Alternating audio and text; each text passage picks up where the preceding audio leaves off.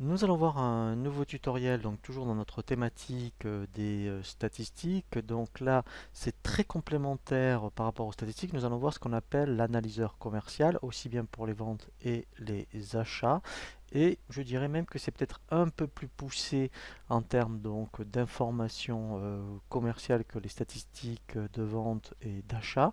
Donc dans le menu divers, vous avez ici analyseur commercial vente. Voilà, alors on va commencer donc par l'analyseur commercial. Donc là je fais aperçu. Voilà, alors ce qui est intéressant ici, vous avez des critères. Donc alors moi j'ai mis par famille client parce que enfin, vous verrez par pièce c'est pas très significatif, hein. Donc après vous pouvez l'avoir par client, par famille d'articles. Ici après on peut faire un tri supplémentaire et on peut même, vous voyez, rajouter des critères par rapport aux familles, aux clients.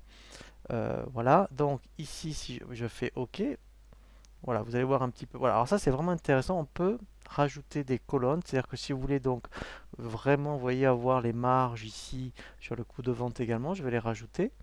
Voilà, donc là je fais OK. Voilà. Donc là, vous voyez, par famille client, ça vous dit exactement le nombre de quantités vendues, le chiffre d'affaires, le pourcentage de marge et le coût de vente, par exemple. Voilà. Donc ça, c'est vraiment très bien. Donc quand on fait modifier les critères, on peut revenir dessus et là, vous voyez, dire, bah, tiens, maintenant je le veux par famille article, par exemple. Voilà, donc on va voir la différence. Voilà. Donc là, c'est vrai que là, comme il met les codes, vous voyez, donc d'où l'intérêt d'avoir des codes significatifs. Et là, voilà, ça vous donne après les statistiques par rapport aux familles d'articles. Donc ensuite, effectivement, on a toute une série, je dirais ici, d'éditions. Alors, celle qui peut être intéressante aussi, c'est les statistiques périodiques. Donc là, si je fais aperçu, voilà, donc on a le même principe, hein.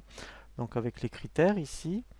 Voilà, alors on peut aussi, donc, vous voyez, l'afficher par mois, tiens, je vais faire par trimestre, par exemple. Voilà, je vais faire OK. Donc là aussi, on peut rajouter, je vais rajouter les marges. Voilà. Donc là, vous voyez, voilà, ici, c'est intéressant. Oui, donc là, on a le nom du client. Et là, on sait tout ce qui a été facturé par trimestre, aussi bien donc en valeur que en quantité. Et après, on a, vous voyez, la marge. Donc ça peut être intéressant. Et puis après, ici, on fait défiler, voilà, par client.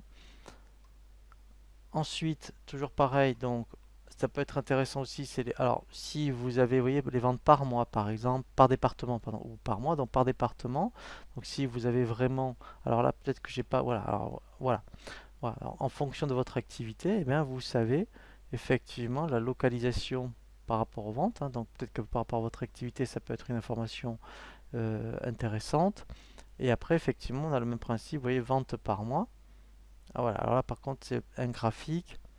Voilà. Donc là, voilà, ça va vous donner. Voilà. Et après, on a le même principe ici pour les achats. Donc c'est exactement le même principe. Voilà. Donc là aussi, après on a, voilà, vous voyez, on a aussi par rapport aux achats. Donc ça aussi, ça peut être intéressant, hein. Par exemple, par fournisseur, et bien ce que ça représente, hein, en termes de statistiques d'achat. Donc voilà. Et là, vous savez exactement par rapport à quantité achetée et le chiffre d'affaires et le coût de la vente.